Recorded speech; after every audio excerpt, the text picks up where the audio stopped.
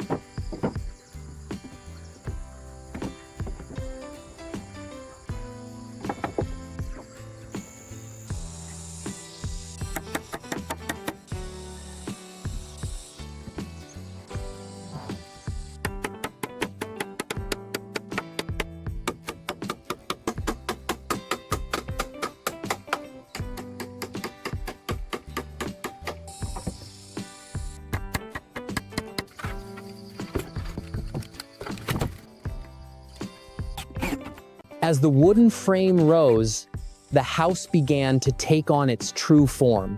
And now our single mother turned her attention to the structure above where precision met height. She began by installing red metal roofing panels designed to mimic traditional tiles. With a battery-powered drill in hand, she carefully positioned each panel, aligning them perfectly along the wooden beams. She began securing each panel one by one, using screws to secure each edge. The roof gleamed under the lights, bold, clean, and beautifully assembled. With the roof in place, she moved up to the second floor. With bundles of wide wooden planks by her side, she began laying the flooring. Each piece was measured, trimmed as needed, and set firmly in place. After placing several panels, she picked up the sander and began smoothing the surface. The sound of the sander echoed throughout the space as she moved slowly, in a controlled manner. The wood grain emerged, clean and soft to her touch. But she didn't stop there. Next, she crafted a wooden table using leftover planks from the construction. She arranged the planks, drilled them together, and sanded the tabletop to a perfect finish. It was sturdy, simple, and functional. A small workspace that she would use to continue shaping her home, maybe even designing a staircase that would connect the two floors. Finally, she turned to the floor. She continued to lay and secure wide planks until she had completed the entire surface of the second floor. The wood flowed seamlessly from wall to wall, solid, smooth, and warm. Every part, every step, every detail was done by hand. And with that, the second floor was not only built but finished with skill, care, and quiet pride.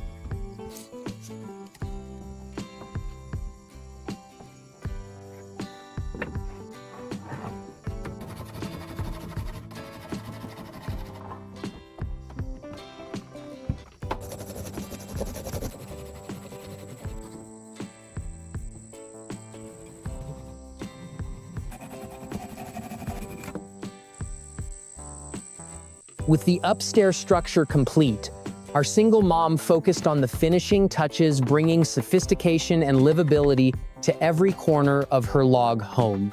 She began by sanding the entire second floor. With an electric sander in hand, she worked patiently, sanding every inch of the wood floorboards.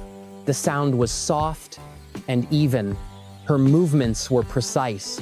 Each grain, rough texture gave way to a smooth, polished, finish ready for the next stage.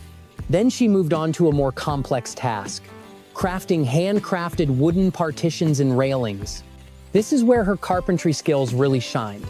Using a mallet and chisel, she began cutting mortise and tenon joints, traditional joinery cuts that require no nails or screws. Each groove was carefully shaped.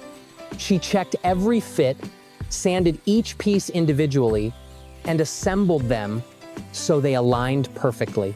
It was a quiet kind of mastery, slow, focused, and deeply rooted in craftsmanship. Once assembled, she lifted the finished panels and fitted them into the structural framework of the house. They slid in, seamlessly becoming part of the wall, part of the design, part of the house. But she didn't stop there. She continued to build other pieces of furniture, a sturdy wooden table, a simple bed frame, all made from rough planks she shaped herself. And even as night fell, her work continued. By lamplight, she installed the little finishing touches, carefully attaching trim and narrow strips. Every corner was cleaned. Every gap was sealed. Her commitment to quality did not stop. This is not just the end of a construction project, it is the creation of a home shaped entirely by patience, knowledge, and will.